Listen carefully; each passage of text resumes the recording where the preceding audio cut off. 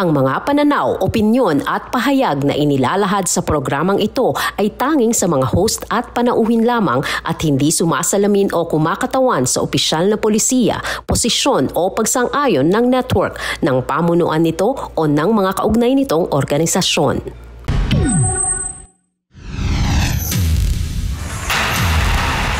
Totoong magkaibigan, laging nagdadamayan, laging nagtutulungan. Ganito rin kami sa inyo. Handang tumulong sa mga problema nyo. Kami ang inyong best friend forever or BFF and we're just one call away.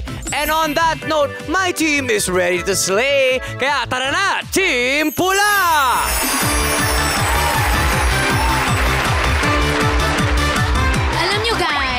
Magkaiba man ang mga pananaw natin sa buhay, kami pa rin ang inyong mga kaibigang handang umalalay sa inyo.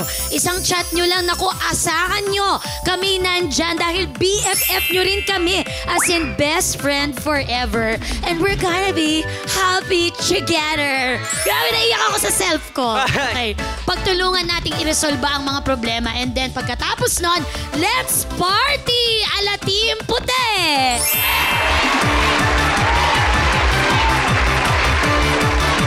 Mga BFF, kita-kits sa ating tagpuan dito sa Face to Face Harapan!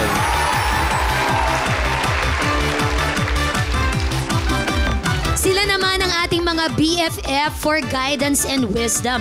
Let's welcome our harapang tagapayo. Ugaliin nating wag mapraning o mag-aning-aning. Mga payo niya'y swak sa mental health natin. Sino po siya? It's Dr. Camille Garcia.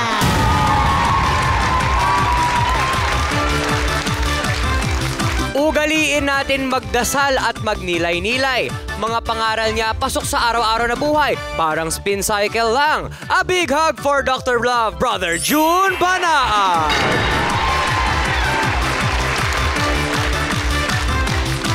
Alamin natin ang batas at ang ating mga karapatan.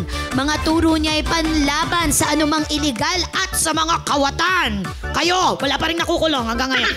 Okay, smile na kasi nandyan na ang napakagandang si Attorney Lorna Capunan.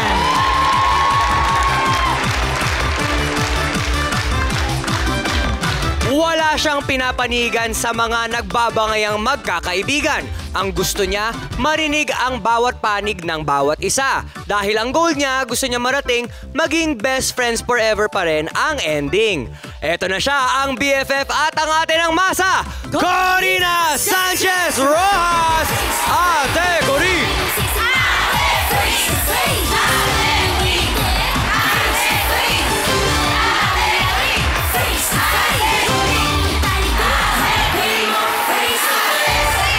Hello po sa lahat ng ating mga keharapan. Handa na ba kayo sa sayawan? Sayawan muna bago problema para sa iyo. Yes, kaya hataw mo, bigas mo. Yes, ihataw nyo yan. 25 kilos ang kapalit.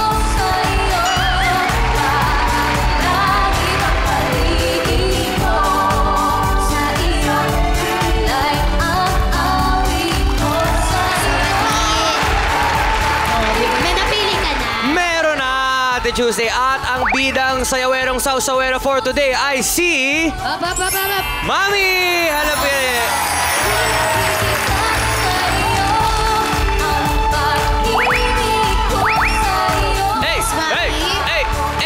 Ikot mo.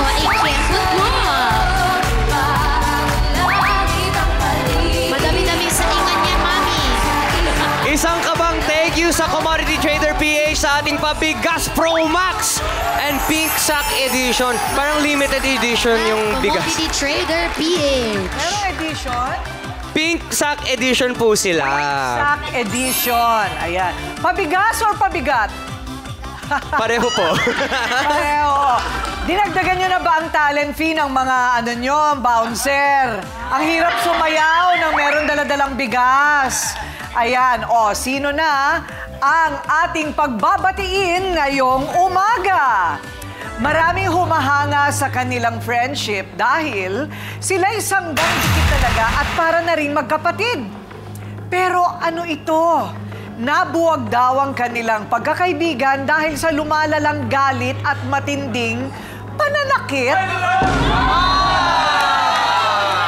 Ang sanay BFF o Best Friends Forever naging FO or Friendship Over. Mela, bakit naman ganun? Dapat hindi mo na sinaktan yung anak ko. Hoy, Iya. Hindi mo ako masisisi bakit ko napatulan yung anak mo. Bully yung anak mo eh. Sana hindi mo na pinatulan yung anak ko. At sana tinawag mo na lang ako at sana ako na lang ang dumisiplina sa anak ko. Siyempre, kahit sinong nanay makitang sinasaktan yung anak, magtatanggol yun. Mela, huwag kang makisali sa away ng mga bata. At huwag kang manakit dahil hindi mo anak yun. Kailangan sabihan mo lang sila. At heto na ang best friends noon na worst enemies na ngayon, Iya at Mela, harapan na!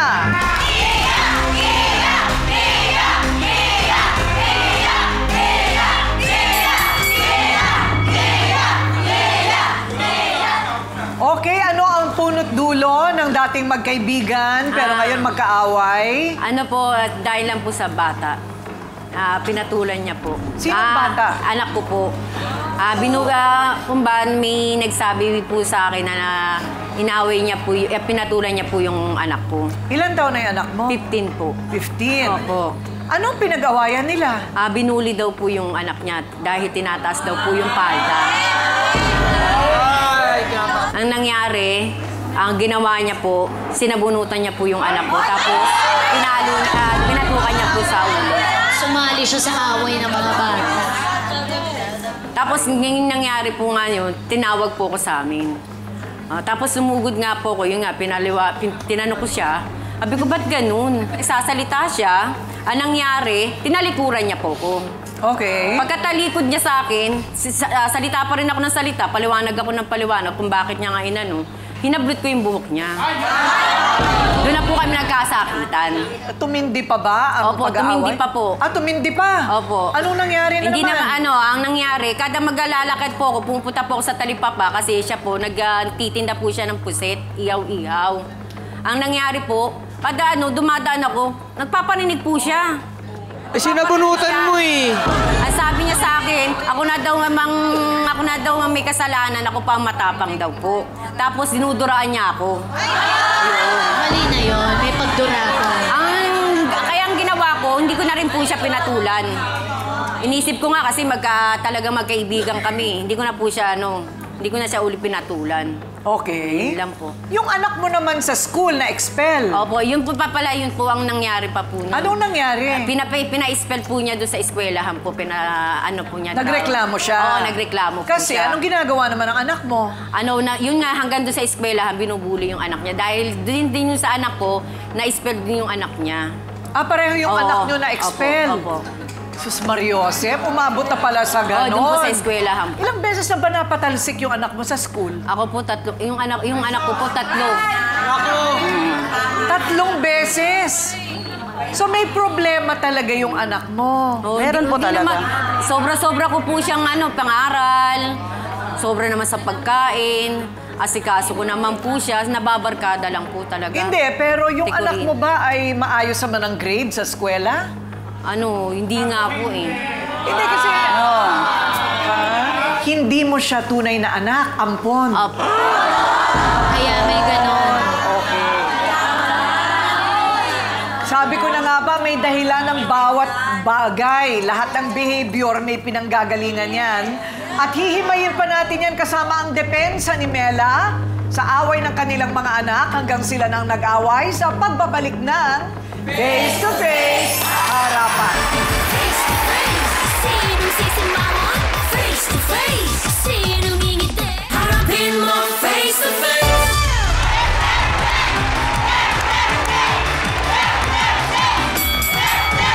Okay, bago natin talakayin yung issue ng ampon at saka syempre yung epekto nito sa bata kapag biglang nalaman niya. Mamaya natin pag-usapan yan. Ito munang si Mela, diretsahang tanong, bakit mo naman sinaktan pati yung bata? Nabigla lang po ako dun sa nagawa ko sa bata na yon. Kasi po, Unang-una po yun, sinabi niya po sa anak ko, tatay mo nagbabasura lang. Sabi niya. Kaya po parang nasaktan din po ako. Kaya yung ginawa ko po yun sa bata na sabunutan ko po, nabatukan ko. Kasi kung ano mga sinasabi niya sa anak ko eh. Hindi man po kasi talaga maganda yun. Bastos pa po. Kung ano-ano mga sinasabi niya sa anak ko. Nabunutan niya na, inaano niya pa yung palda. Hindi mo talaga po maganda yung ginagawa niya. So, kung ano mga ginagawa sa eskwela, binubuli niya. Yung time po na nag-away po sa inyo sila, nagkasabunutan po sila nung... Kasi nag-ano po sila talaga nagsabunutan po inaawat ko po sila nun Yung time na yon, inaawat ko silang dalawa, nagsasabunutan na. Parang ano pa yung bata, bastos. Hindi naman talaga maganda yung ginagawa niya Bastos po yung bata Inaawat ko naman Siyempre, bilang magulang, awatin ko na lang sila ang dalawang bata na nag-aaway. Kumbaga, nakalimutan mo na siya'y 15 pa lang. Opo. At ikaw may edad ka na, Opo. no? Kasi nagawa ko po yung hindi, kasi sa bato. iniinda rin niya yung hirap nila sa buhay. Marangal naman po yung trabaho namin. Sabihan ba naman yung tatay niya nagbabasura? Tama ba yun? Yun nga lang. Dapat sana kami nag-aanap po, kami na maayos. Pinatulan. Kasi kami ako, disiplinahin mo sobrang rin yung pangalan anak sa mo. anak ko. Ako yung Hindi anak yung ko, ganong hindi ko ginagawa. Kasi pinatulan. katulad na, magulang kay. Kung sobra sa pangaral, bakit umabot sa 3 beses na na-kick out? Hindi yung kaganon-ganon. Ako 3 anak ko. Yun ang pinaliwanag Pero ko maayos sa ako kanya. magpaano sa mga anak ko. Yun ang pinaliwanag ko po sa kanya. Ano Siguro ba kayong hindi to kulang? contest ng pagalingan ng pagiging magulang. Huwag kayo doon.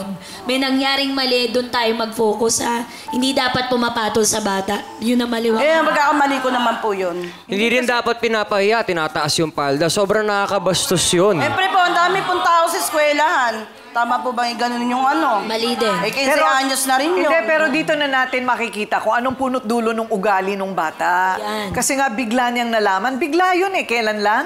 Ano po, di bali... So 15 siya ngayon. Ilang Opo. taon mo siya nung 7 sinabi? years old. 7. So natutukso-tukso. Oo, tukso po. Kasi Hindi siguro... ko ba, hindi na po naalis Hindi, kasi siguro pinagsasabi din niya pag bata. Di ba? Pag bata ka, hindi ka naman nagtatago ng sikreto Walang filter. Oo, ayun. Kaya natutukso nalaman ng iba. Yun nga po. Ayun na ang problema. Tama ba yun, Doc Camille? Yung pagkabigla mong nalaman na ikaw ay ampon, you're not ready to process, bigla kang inaano. Usually, pag ganun po kasi na sinasabi, tama yung edad, pero kailangan may proseso. Hindi sasabihin, baka mamaya nung sinabi mo yun, palibhasa, ikaw ay isang ganun, di ba? Parang yung mga ganung factor. Pangalawa, baka gusto niyang malaman kung sino yung nanay. Tapos pag nalaman niya, yung nanay pala niya, nakikita niya palagi. Bakit ganun? So talagang merong confusion na mangyayari sa utak ng isang bata. Ayun, kailangang ma-assess yung anak mo, Iya. Kung ano ba talaga nangyari at kung paano niya na-proseso na siya ay ampon. Pinaliwanag ko naman po yun. Pero meantime, Attorney Lorna, child abuse yun, ano? Yes. Child abuse yun, yung ginawa niya. Pero yung ginawa ng daughter niya, bullying rin yun. Oo, bullying din. Bullying yun. Tsaka mabigat ang penalty niyan sa mga eskwelahan, ha? Ang each school must have a child protection committee. Pag hindi nag-investigate at saka kung may complaint, dapat i-actionan within 48 hours. Pag walang action ng 48 hours, tsaka hearing and all that, diretso na kayo sa DepEd. Ganyang katindi ang anti-bullying sa eskwelahan. Ayun. Narinig na natin ang magkabilang panig ng frenemies na sina Mela at Iya. Pakinggan naman natin ang salaysay ng mga nakakasaksi sa kanilang away. Magbabalik ang Face to Face Harapan. Face to face, sinong sisimangon? Face to face, sinong ngingiti? Harapin mo face to face.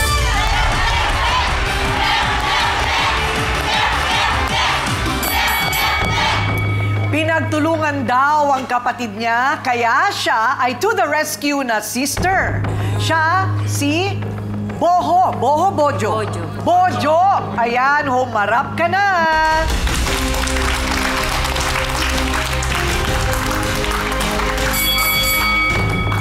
Okay, Bojo, ano naman ang kwento mo?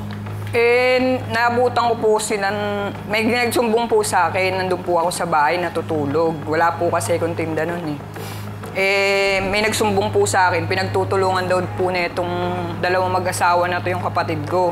Sabi ko, bakit? Sabi niya, paano yung pamangkin mo, nag-away, tas ayun, sinugod ng ate mo. Tas naabutan ko po, pagpunta ko, yung asawa niya po, hawak-hawak yung kapatid ko, habang siya po, sinasabunutan niya ito.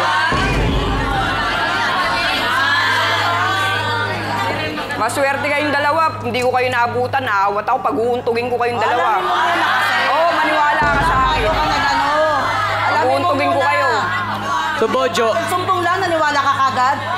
Sumbong lang, kitang-kita ko Yan ang pangit. Kaya nga. Yan ang pangit, sumbong lang, naniwala ka. Swerte ka. Tumutuloy yung isikalan, no? Dapat, kayang-kaya bago ka niyo dumating, alamin mo muna kung ano yung nangyari. Kitang-kita ko nga mo na muna Hawak-hawak ng asawa mo to ano laban nito hawak-hawak ng asawa mo. Lumaki. Maswerte kayo, inaawat ako kung di pag-uuntugin ko kayo. Dapat ikaw ang inaawat, hindi ako. Awat ba yun? Awat yun, inahawakan yung kapatid ko. Awat yun, habang ikaw inaano mo, ano yung talag niya? Ay, sino ba gagalit? Bago sila mag-away, kamusta naman yung pagkakaibigan ni Ate Iya at ni Ate Mela? Okay naman po sila, nagulat na lang po nga ako, ba't magkaaway sila Wala naman po akong pakialam sa away-away nila Ayoko nga po sana makisama sa mga ganyan Tanong, paano umabot sa hinahawakan siya sa likod ng asawa mo? Habang siya ay bira pa rin ng bira? Sinasabunutan niya po. Di parang pinagtulungan. Kaya nga, pinagtulungan nga po nila. Nag-ano na po kami nag-abot na po kami dalawa Dahil po kaya po nag-abot kami, sinabutan niya po yung buhok ko. Hindi, alam ko na yon. Bakit sumali yung asawa mo?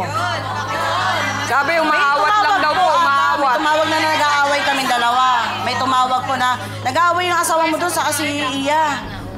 Lumabas po siya. Yung ginawa niya, inaawat niya lang daw naman po kami. Wala naman po siyang ginagawang masama. Paano? Marami pong nakakita Marami pong nakakita. Ako nga kasi... Sandali. Ang umaawat, pinaghihiwalay kayo, hindi yung... Tama. Nagka-advantage siya, Ate Guri. Okay, hindi raw totoo ang pinagsasabi ni Bojo. Ano ang dahilan para sabihin niya ito? Heto na ang kinakasama ni Mela. Edeng, humarap ka na. Ito naman si Kuya Edeng. Sabi ko sa'yo, may laso ng kwentong ito. Kuya Edeng, magandang araw. Magandang araw din po. Magagalit dapat ako pero natuwa ako sa iyo nung pumasok ka. Sa hindi ko mawaring dahilan. Makakatuwa ang iyong aura. Paano niya awatin si Ate Iya? Lit-lit niya kumpara kay Ate Iya. Parang hindi ako naniniwala. Kaya nga parang bigla akong Hawakan niya po ako sa likod ng kanan. Sa likod ka ginanon. Bakit mo ginawa yun, Eding? Dapat asawa mong pinigilan mo. Nagigising ko lang po. Umawat lang po ako. Huwag ka gumano walang radio in, radio out. Hindi po totoo, niniwala ko po yung kamay niya. Anong ginawa mo? Kita po, Hindi ko po sila maawapan kasi hindi ko po talaga kaya awatin, ma'am. Ang dahil po nakakita, ma'am. Hindi ko po hinawakan yung sa kanila, ma'am. Para sa kapakanan ng mga anak ninyo, hanapin natin ang totoong pinanggagalingan ng problemang ito, ha? Pero sa totoo lang, ang kawawa yung dalawa niyong anak. Tama. Kasi kita mo, ampon, tapos tinutukso, nangbubuli, natanggal sa eskwela 3 beses, ginugulpi pa pala ng tsuhin, binumbungangaan mo, sinasampal dito, kawawa ang bata. Alam mo, 15 anyos, hindi pa buo ang pag-iisip niyan. Baka mamaya maging durugista, kriminal, hindi mo masasabi. Okay, so sa ngalan ng kapakanan ng mga bata, hanapin natin ang solusyon dito, ha? Nang mahinahon, okay, wala nang bugbugan, bawal yan. Okay, alamin natin kung anong payo ng mga sausawero at sausawera at trio tagapayo sa ating pagbabalik. Ito ang Face to Face Harapan. Face to face, sinong sisimangon? Face to face, sinong ngingiti? Harapin mo face to face.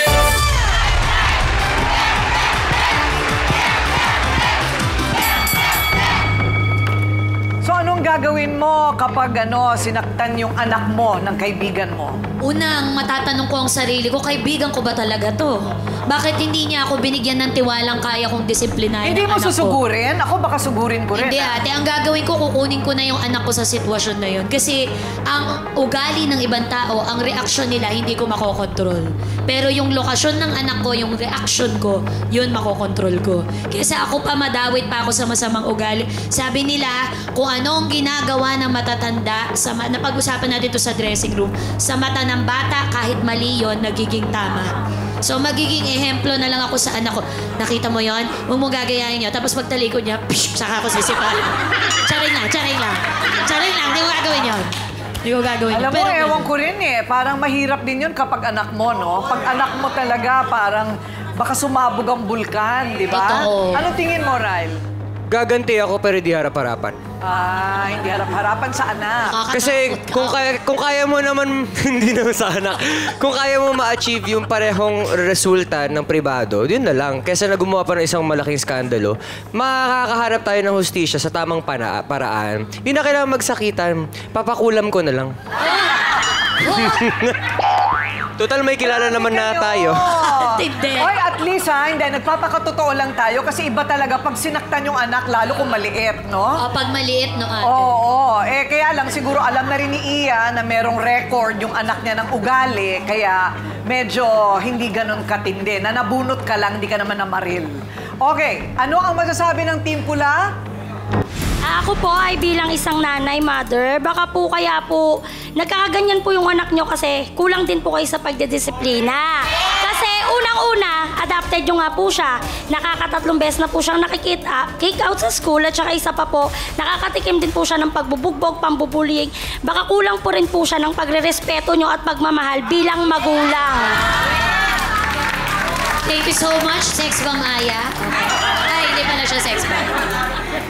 Ako po, ang masasabi ko po, bilang magulang din, kailangan po mahaba ang pasensya sa mga ganong klaseng bata na sinasabi natin na alam niya na adopted siya. Kasi kami, may adopted din kami. Nung malaman niya na adopted siya, talagang nagwala yung bata. Dinadala namin siya sa mga fellowship. Pinapaanuhan namin siya sa mga pare, pinapa-advise namin kung ano ang magiging resulta kung gagamitin niya yung init ng ulo. At tayong mga magulang, dapat magiging mahinahon tayo sa pag-advise sa bata na hindi dapat yan ginagawa. Attorney Lorna, pwede bang tumanggi ang school sa mga estudyanteng may record na or dahil sila'y nambubuli? Hindi ba dapat yan merong parang offense number 1, 2, 3, suspension before expulsion? Sa batas, no, yung Anti-Bullying Act at saka sa implementing rules and regulations ng DepEd, klaro doon ang procedure, no. Unang-una, bago pumasok ang mga estudyante, lalo na yung mga grade school, mini-meet ang mga parents. At pinapa-explain, meron dapat, number 1, the school must have a manual on school discipline, especially on bullying. Kasi ang penalty ng suspension or expulsion will not cure bullying. Dapat intervention yan. Kailangan intervention kasama ang mga magulang. Ngayon, even in exclusive schools, nangyayari yan. Kasi ang mga generation ngayon, yung expulsion tsaka yung suspension, hindi naman penalty yun eh. Kanya pinag-aaralan ngayon, ano ba talaga ang effective penalty? Happy nga sila na expelled sila kasi wala na silang gagawin sa eskwela. Number 1, studies show na effective penalty, i-confiscate mo yung cellphone. Ayan.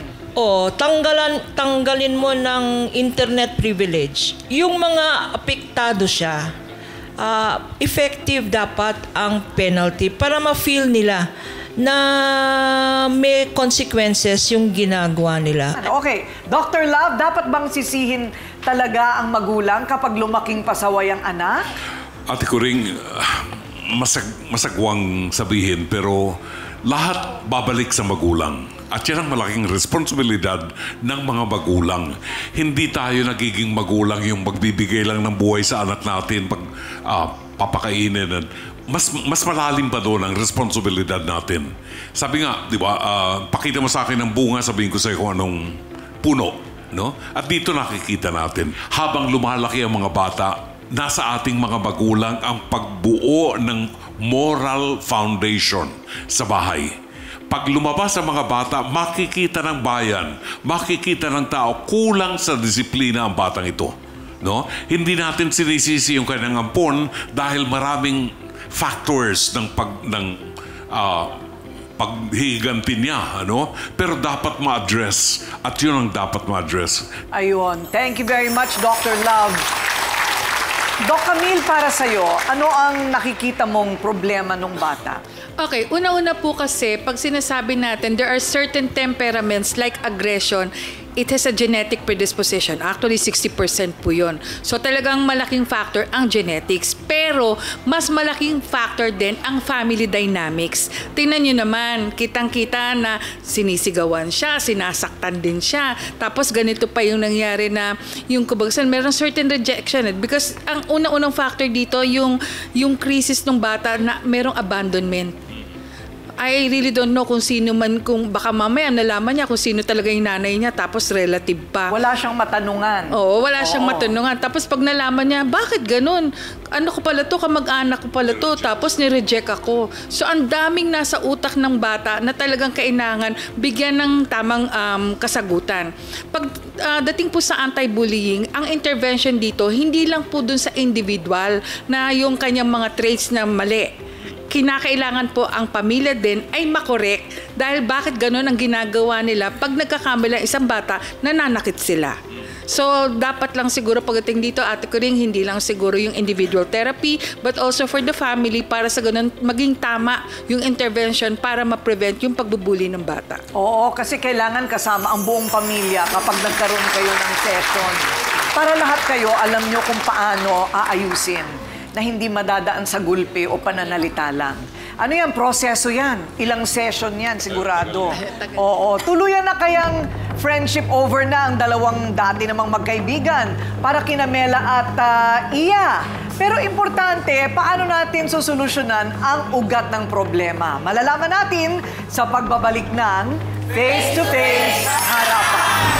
Face to face, sinong sisimangon? Face to face, sinong ngingiti? Harapin mo face to face.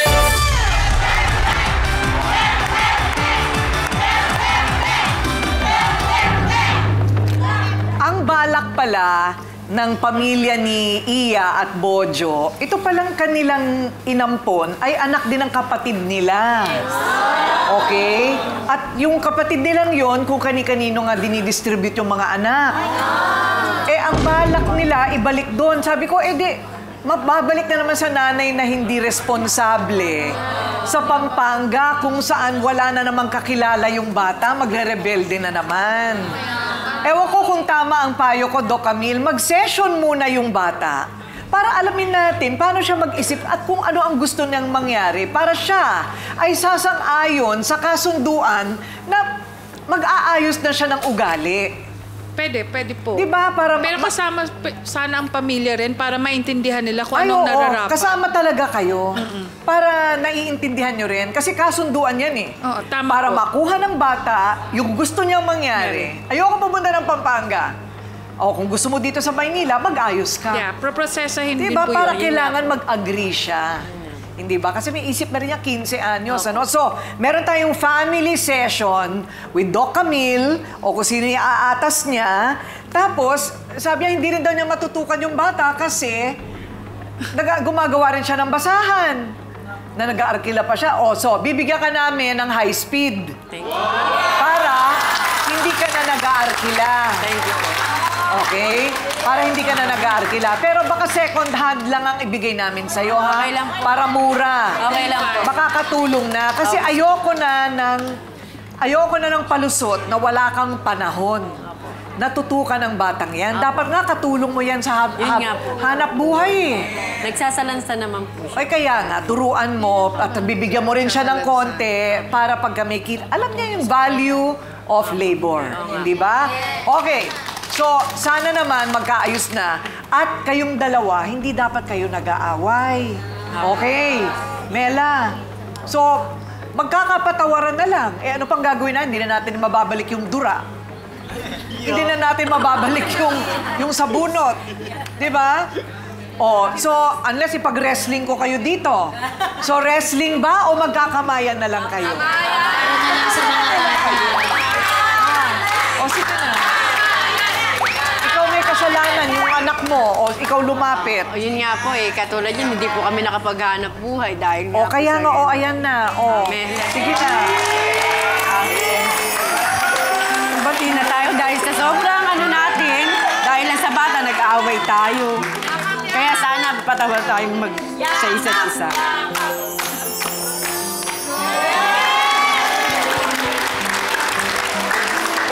Tutulong din kami sa inyo.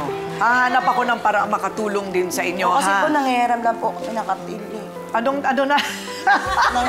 Ano naman ang hinihiram mo? Yung kartilya po parang gamitin niya sa basura. Kartilya? O, bigyan natin ng kartilya. Sige. Okay. Kasi nag-aarkila lang din ng... Kasi kinukuha po namin yung basura na may-ari ng kartilya. Ayun. Opo, kaya, yun na lang po ang tulong din na... Bigyan na lang natin sila ng sarili nilang kariton. O, okay na ba yun? Okay. Okay, tama na ha. Wala nang hiraman ha. Okay, sarado ng tindahan ha. Okay. Ngayon na ako po ay magulang na rin kay Pepe at Pilar. Nararanasan ko na mismo ang hirap ng balanse sa pagdidisiplina ng anak. Lalo't ako mismo nakikita ko na bagamat iba-iba ang bata kapag ipinapanganak yan, may kaiba na sa bawat isa sa atin eh. Ibang karakter, ibang predisposition kung tawagin, ibang ugali. Ang paraan ng pagdidisiplina ay kailangan pag-aralan ng magulang o kapamilya na dapat yan, epektibo yan sa karakter ng bata. Hindi yan one size fits all. Okay? Ang pamumuhunan natin ng panahon at pagmamahal at tiyaga sa paghubog ng karakter, ugali at yung mga values ng bata ay napakalaking kayamanan na maibabalik sa magulang niyan balang araw at sa buong pamilya. Kaya ito na rin ang tatahak sa kinabukasan sa susunod pang henerasyon ng inyong buong pamilya. Tama? Kasi manganganak din niya anak mo. O di kailangan maayos siya pag nangyari yon, okay?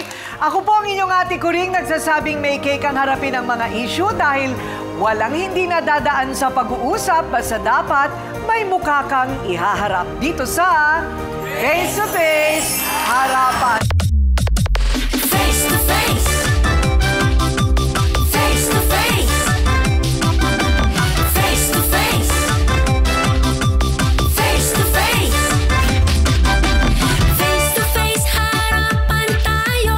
Face to face, problema'y solusyonan. Tayo na ating pag-usapan. Face to face, tama lang o kraya. Sama sa puting tama o mali. Galit, bati. Bawat panig ating pakinggan. Ang mga gusot ay may kasagutan. Face it, face up. Di ba sadyang makulay ang mukha ng buhay? Tayo'y magharapan sa bawat katanungan. Aminan, awayan, isaayos na. Gusto mo bang makisawsaw? Tara na kaibigan. Tumuloy Lasenggong kapitbahay, naghahamon ng away. Magwawala pag mumumurahin niya po ako. Hindi mo po magagawa kasi mabait po ako sa amin eh. Nagkaanoan po sila ng anak ko eh. Kada lagi ka malalas, di ba? Mali na nga anak ko, may ginakapihan pa. Hanggang sa'yo, binato siya ng anak ko ng bato. Sinali niya po sa ulo. Tapos bumagsak po sa simento. Tayo po dito. harapin mo face to face.